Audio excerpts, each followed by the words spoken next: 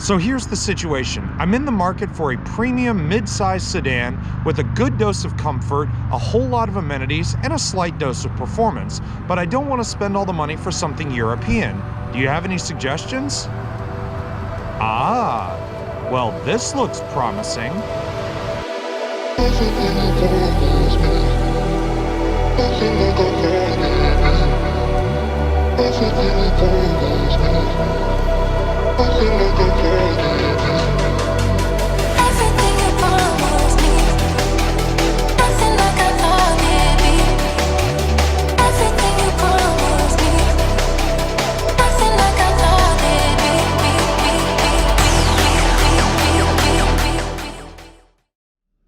What's good, ladies and gentlemen, and welcome back to another car review here on the driveway, where today I am so excited, but at the same time the moment is a little bit bittersweet because this week we're driving the 2022 Toyota Avalon, a car that I've had such an affection for many years, driving all various generations of it. And if some of you guys may have heard, if not all of you guys have heard, this car will be going away as of this year. And it really makes me sad because it is such a wonderful car to experience. And this one's even better because this is an Avalon Touring. Oh yeah, we got all the luxury amenities in this one here, and it does come at a price because the one I'm in sits just under $46,000, which is a lot, I know, especially considering this thing doesn't wear a Lexus badge with as much as you get. But the first point of the Avalon that definitely rings true is its wonderful driving experience. Want to sample that? So do I. So let's hit the button, hit the road, and let's talk about the way that this thing performs.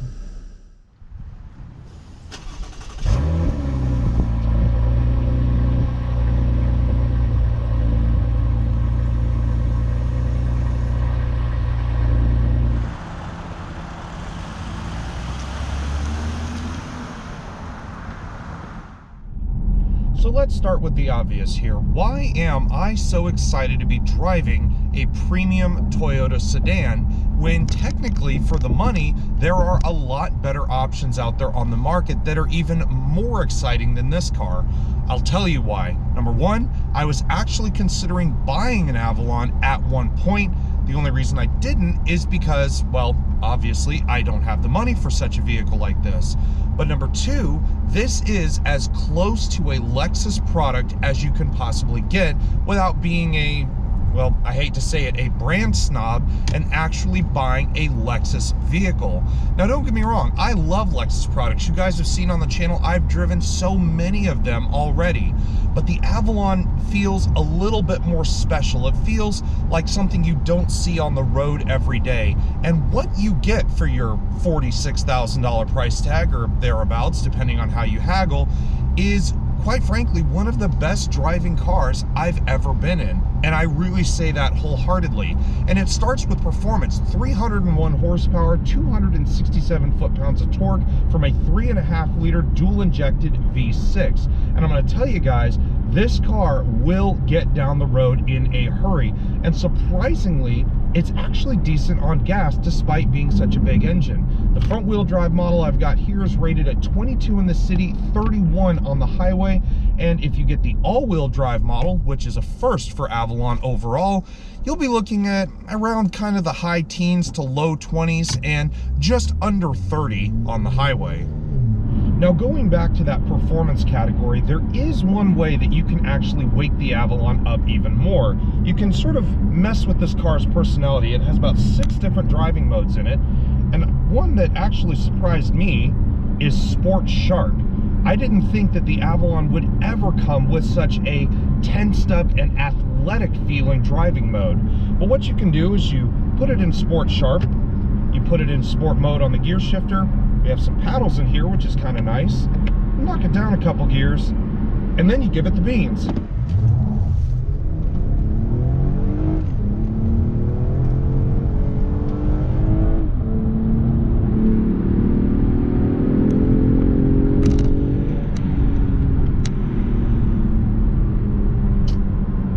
That is very shocking. For as big a car as this is, this car feels so stable. that is another thing. I mean, you've got the weight of this thing pressing the tires into the tarmac, so you've got all this extra grip. And I know I'm making it sound like it's some kind of high-tech sports car, but it kind of feels like it. As floaty as this car can be, if you really want to go somewhere, just put your foot down. But now it all boils down to one big question. For the near $46,000 price tag of this car, do I save a bit of money and go with something like a Camry XSE with the same engine, or do I go with something like this, or do I even spend just a tad more money and get basically this car's sibling, the Lexus ES?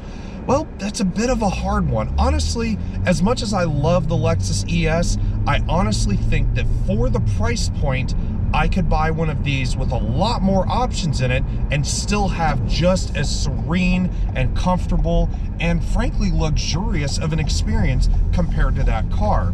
Now, I have driven a Camry with the same 6-cylinder engine as the Avalon, same transmission, just a slightly smaller car. And those vehicles are great. They sell like hotcakes compared to this car. But I honestly think the Avalon is the sweet spot. And follow me here. You have a little bit more exclusivity because, as I said, not many people go looking at the Avalon when they're comparing it to, again, say a Lexus product, or maybe they want to save a bit of cash. So would one buy something like this for the price point? For me, absolutely. I would spend the money on one of these cars all day long. It's a great road trip car. It's comfortable, it's quiet, it's got all the technology I want and then some, and it doesn't wear a high-end badge. And when you throw your key on the table and say you drive a premium Toyota, yeah, you might get a few looks and a few laughs, and people probably say, well, I drive a Lexus or an Audi or a BMW. And those are all fantastic cars. But I wager that you could put one of those high-end friends in a car like this, and they would probably be just as impressed as they would with the car that they're driving. But it's all up to y'all. What do you think of the Avalon? Well, I know I can probably sway you a little bit more by talking about some of the extra details. So let's head back to our favorite little spot and talk about the way that this thing looks. Now, to many a person, including myself, the Avalon has always been a very elegant vehicle, and here for this 5th generation, it still carries that same profile to this day. But I honestly feel that for this new design, it's also got a bit of sportiness to it. First of all, sitting here in the ruby flare paintwork, and honestly, I thought this color was going to be a little too bright for such an elegant vehicle, but sitting here with the flesh, it's a beautiful, deep, rich red, and it just adds more to that sort of beauty aspect. But in the sporty category, you look at the headlights, they're nice and slim, they're full LEDs, they've got the LED daytime running lights, LED high and low beams, and the sequential LED turn signals, which also are comprised by part of the daytime running lights, before you get to the massive front grille. Now, I've heard a lot of complaints about this. I've heard a lot of people say it reminds them of Alien versus Predator, but honestly, I think it works here. Finished in gloss black, it has the parking sensors across the front. This car with the advanced safety package on it carries a 360 bird's eye camera with the perimeter scan, but you also have a lot of aerodynamics going on here, starting with the air skirts, which come through the front bumper and exit out right in front of the front wheels, and you've also got little bitty air dams right there along the lower part of the bumper. Now, true to its previous forms, the Avalon is not small. This car is just under 196 inches from nose to tail, which means not only does it fit squarely in the bigger premium sedan category, but it also is on par with the lengths of some of today's smaller SUVs. So it definitely has the space covered when it comes to being a bigger car. But you look at it from a side profile, again, it's just so elegant. Look at the curves in the door right there in the middle, just absolutely beautiful. And again, I keep going back to the word artistic. That seems to be the flavor that the Avalon provides. Now, if you like a bit of eye candy, check out the wheels on this touring model. 19-inch machine-faced and painted aluminum alloys wrapped in 235 40-section Bridgestone tires, and I absolutely love these. Some wheels on some of these cars I feel look a little bit too busy, but I think these look absolutely perfect, especially contrasting with the dark red.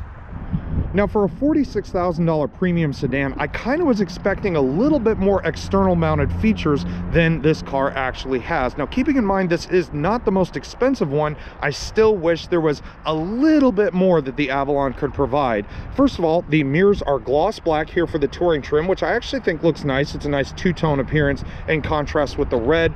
You have the LED turn signals on the side. They are not power folding, although I wish they were. That's one thing that this car kind of deserves. They do have the blind spot monitoring, rear cross traffic alert, and they also have rear cross traffic braking as part of that advanced safety package.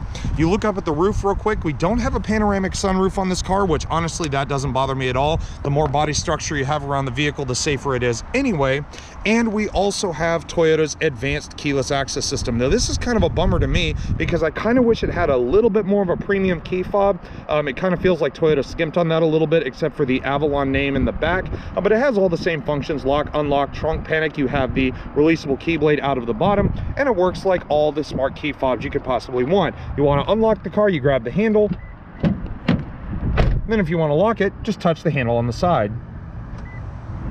Now, in terms of distinguishing itself, I really think the Avalon looks the craziest when you look at it from the back. Instead of a more curvaceous, sort of rounded rear end, you've got all these crazy angles. Look at these LED lights back here. They still have the LED sequential turn signals. Well, of course, they're LED everything. You have a nice little touring badge on the trunk, and I'm actually really liking the Avalon name pasted across that middle light bar instead of just something kind of drab down there in the lower corner.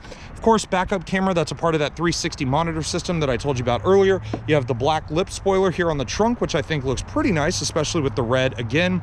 Down on the bottom, we have the rear half of that park assist that I was talking about before, more of that gloss black along the bottom. And because this is the gas model, we have a quad-tipped dual exhaust, which, to be fair, with as quiet as this car seems out on the road, when you actually put some gas in it, it actually doesn't sound half bad.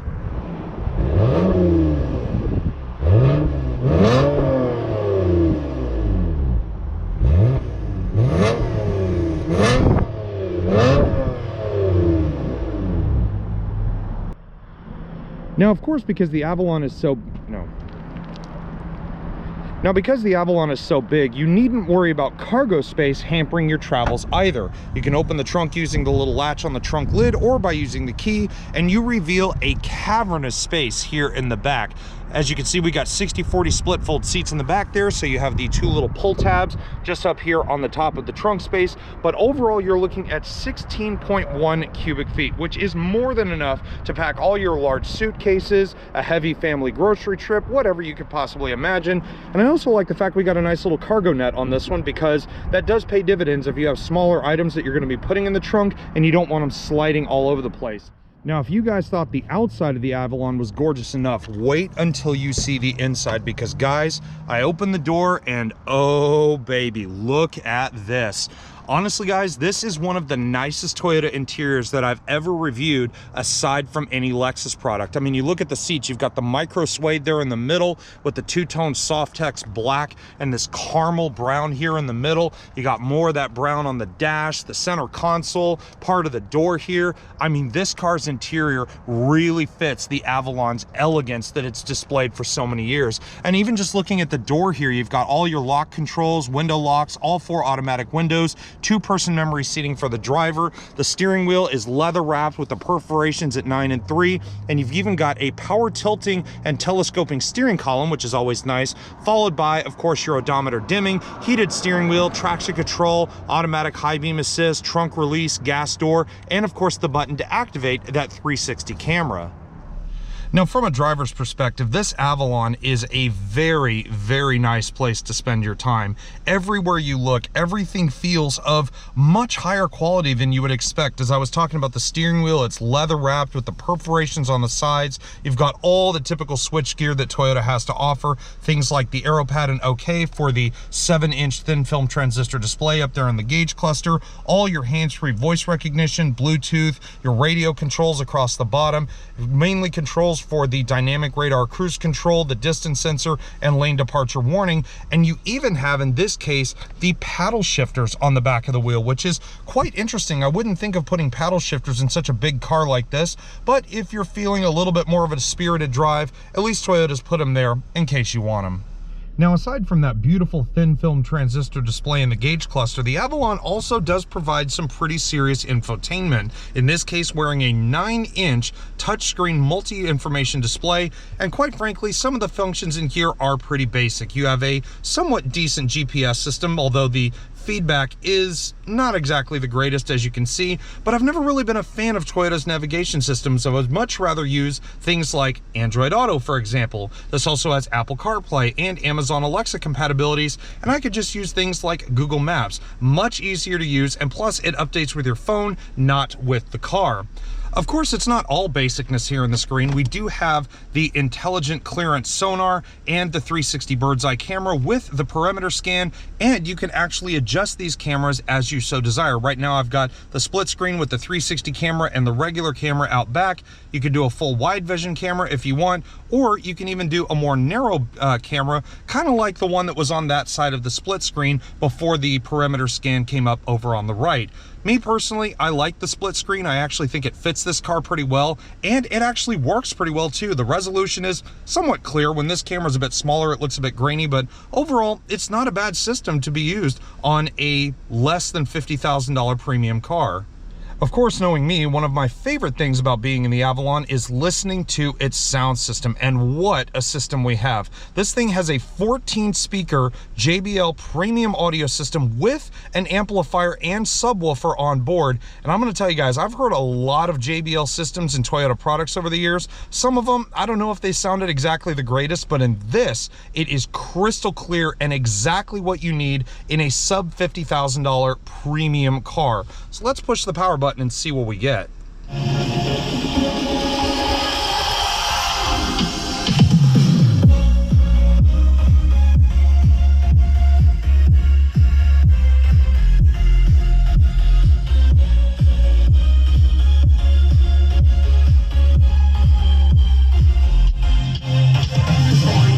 Now, although we've got a lot of screenage going on in here from the 9-inch infotainment display, the 7-inch display in the gauge cluster, and a 10-inch heads-up display up there at the top of the dash, a lot of the other technology in the Avalon is pretty straightforward. Things like heated and ventilated seats for both front occupants, with your temperature controls for the dual-zone climate control setup, and some pretty sizable but very thin buttons for the other controls, like your fan speed, air recirculation, turning the air off, front rear defrost. You get the idea. But the fun stuff doesn't stop there, because we come down here, and instead of just a normal little storage cubby inside of this floating partition here in the bottom of the middle console, you can actually push that back to reveal a wireless charger in the bottom. Now, word of caution to anybody wanting to charge their phone using that, I have a Samsung Galaxy S9 here, which does have wireless charging capabilities, but as you can see, I've got an OtterBox on it. If you have a case on your phone, this wireless charger may not work all the time. I threw my phone in there to try it out the other day, and it came back uncharged after about maybe 5 to 10 seconds or so. So be warned, if you have a case on your phone, that wireless charger may not work as intended. And of course, for storage purposes, the Avalon does have a sizable center console in the middle. As you can see, I got my car keys right there. You have 2 USB slots and 1 USB-C. The ones on the left here are strictly for charging only. However, the one on the right is what you can use to access either the Apple CarPlay or Android Auto. And it's pretty deep. It's actually got a lot of storage space in there. Plus, it's got this nice little partition up here at the top. Now, in comparison to some of today's other mainstream midsizers, say a Camry, for example, the Avalon's back seat is quite cavernous. You almost feel like you're sitting in the back of a midsize limousine in here. There is so much room going on, and it can be even bigger, as I said before, with the 60/40 split fold rear seats. You have some extra trunk space back there. You also have a nice little armrest right here in the middle. Nice little bit of gloss black surrounding things like maybe a phone holder and 2 decently sized cup holders as well. But if I get back here, and like I said many times before, I'm over 6 feet tall. I close the door. Door has a nice solid thud to it. Keeping in mind, I'm sitting behind myself. I have a very sizable amount of room back here. I have dual map pockets, one in the back of each seat. I have 2 USB charging ports back here, 1 regular and 1 USB-C, along with heated rear seats. I would expect no less from even a sub $50,000 premium sedan. But overall, the headroom is excellent. There's a lot of room to move around back here. I'm extremely comfortable, and I would not hesitate to ride around in the back of this car for hundreds of miles. Unfortunately, guys, we have now reached the end of our review and drive of the 2022 Toyota Avalon Touring. I'm gonna tell you guys, I have had the time of my life driving this car around. It's supremely comfortable, it looks fantastic, and like I said before, if you want a little bit of performance in your premium sedan, this thing still has quite a bit to spare. But if you guys love this video, or perhaps you learned something today, please give this video a thumbs up. And also, while you're at it, hit the subscribe button down below, because trust me, it does benefit the both of us in the end. And as always, my credit goes right back to Toyota USA, i.e. Gulf States Toyota, for allowing us to sample the Avalon once again before it goes away completely. But at the end of it, guys, I hope you enjoyed the review, and I will see y'all next time. Take care, everybody, and stay safe.